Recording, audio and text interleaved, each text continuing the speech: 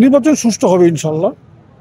কিছু কিছু দল নির্বাচন বানচাল করার জন্য বিভিন্ন রকম চেষ্টা তদবির চালাচ্ছে, কিন্তু আমার মনে হয় শেষ পর্যন্ত তারা কামিয়াব হইতে পারবে না।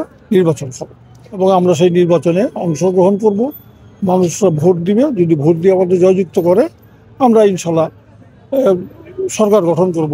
আল্লাহ তাআলার দরবারে শুকরিয়া আদায় করতেছি আজকের মতো একটা পরিবেশ পাওয়ার জন্য। গত 16-17 বছর আমরা এখানে আসতে পারিনি। এইটা হলো আমাদের প্রতিষ্ঠাতার সমাধিস্থল। আমরা একটা ফোকাল পয়েন্ট নেই কাজ করার জন্য, তো এইখানে আমরা সবসময় বিভিন্ন কর্মকাণ্ডের আগে আমরা এখানে সমবেত হই। আজকেও তাই করা হয়েছে। দলীয় নেতৃবৃন্দ সবাই ছিলেন। আমরা ফুল দিয়ে ওনাকে শ্রদ্ধা জানাইছি।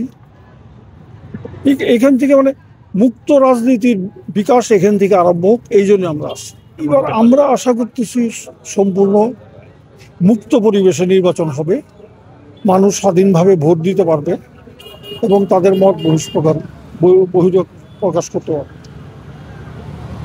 নির্বাচন সুষ্ঠু হবে ইনশাল্লাহ। কিছু কিছু দল নির্বাচন বানচাল করার জন্য বিভিন্ন রকম চেষ্টা তদবির চালাচ্ছে, কিন্তু আমার মনে হয় শেষ পর্যন্ত তারা কামিয়াব হইতে পারবে না। নির্বাচন হবে এবং আমরা সেই নির্বাচনে অংশগ্রহণ করব। মানুষরা ভোট দিবে, যদি ভোট দিয়ে আমাদের জয়যুক্ত করে আমরা ইনশাল্লাহ সরকার গঠন করব। দেশের এই অরাজকতা বন্ধ করে নতুনভাবে যদি দেশকে চালানো যায় সেই চেষ্টা করব।